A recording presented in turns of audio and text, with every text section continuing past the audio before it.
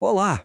Sabe quando a gente olha para uma pintura e pensa, nossa, que estranho, ou isso não faz sentido? Pois é, muito provavelmente estamos olhando para o legado das vanguardas europeias. Esse é um assunto que, olha, despenca no vestibular.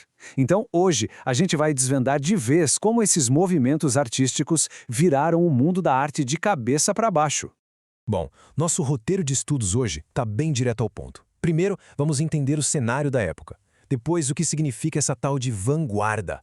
Aí a gente mergulha de cabeça nos movimentos, nos ismos. E para fechar, vamos ver o que tudo isso deixou pra gente e fazer aquele teste rápido para deixar tudo fresquinho na memória. Preparados? Vamos lá!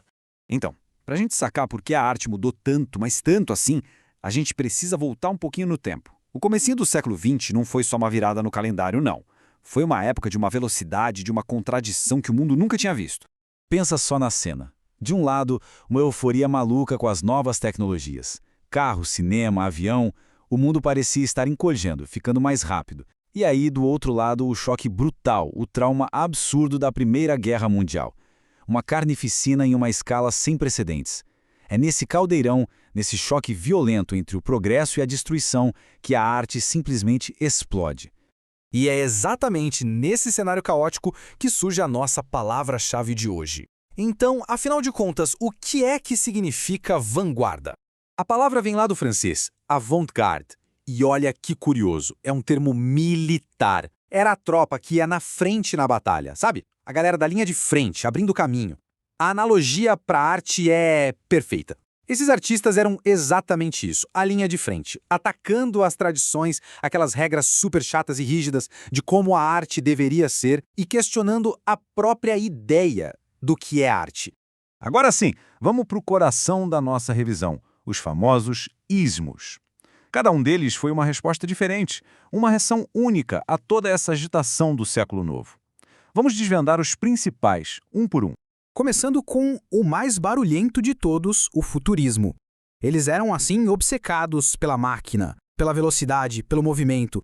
Para um futurista, um carro de corrida era muito mais bonito que qualquer estátua grega antiga.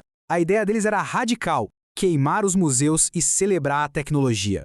Dá uma olhada nessa obra do Bottioni. A gente não vê uma foto, uma imagem parada. O que a gente vê é a sensação pura do movimento. Cavalos, soldados, está tudo misturado numa explosão de energia.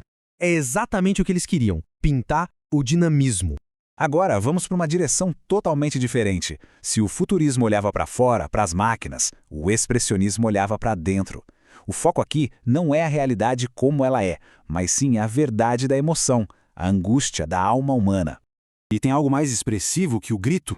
Acho que não, né? O Munch não está pintando o que ele via, mas o que ele sentia. O céu não é azul, é um vermelho, um laranja que grita junto com a figura. A realidade toda se contorce para mostrar o pânico que está ali, dentro. Próximo, o movimento que literalmente quebrou a realidade em pedaços. O cubismo. Com Picasso e Braque na liderança, eles simplesmente jogaram pela janela a ideia de que a arte tinha que imitar a natureza a partir de um único ponto de vista. Vamos analisar aqui essa obra do Braque. Repara como ele desmonta os objetos. É como se o pintor andasse em volta do violino e do castiçal, visse todos os ângulos e depois, pimba, pintasse tudo isso ao mesmo tempo num plano só. Essa é a tal da geometrização das formas, a marca registrada do cubismo. Ok, se um mundo que se dizia tão lógico e racional levou à loucura da Primeira Guerra, qual deveria ser a resposta da arte? Para os dadaístas, a resposta era uma só. O absurdo. O dadaísmo é a anti-arte. É uma reação debochada e lógica ao horror sem sentido da guerra. E aqui a gente tem o auge da provocação dadaísta, o ready-made. O Marcel Duchamp ia lá, pegava um objeto comum, tipo essa roda de bicicleta, e simplesmente dizia, isto é arte. A obra mais famosa dele, a fonte, era um mictório. A pergunta que ele jogava na nossa cara era, o que define a arte afinal? Pura ironia. Depois desse caos do dadaísmo, veio o surrealismo, que tentou achar uma nova lógica, mas não no mundo racional, e sim no mundo dos sonhos. Eles eram super influenciados pelas teorias de psicanálise do Freud e queriam explorar o poder do nosso inconsciente. E ninguém soube pintar sonhos como Salvador Dalí. Em A Persistência da Memória, a gente vê uma paisagem que até parece real, mas está cheia de coisas impossíveis, como relógios derretendo. É uma cena totalmente onírica que bagunça nossa percepção do tempo, da realidade, igualzinho o sonho faz. Agora, um movimento que era todo sobre a cor, o fauvismo. O nome que deram para esses artistas foi fauves, que em francês quer dizer feras. E por quê? Porque eles usavam as cores de um jeito selvagem, puro, sem a menor preocupação se a cor do quadro era igual à cor da realidade. Dá uma olhada nessa obra do Matisse. A cor não está ali para descrever, ela está ali para expressar. O mar pode ser roxo, a terra pode ser amarela.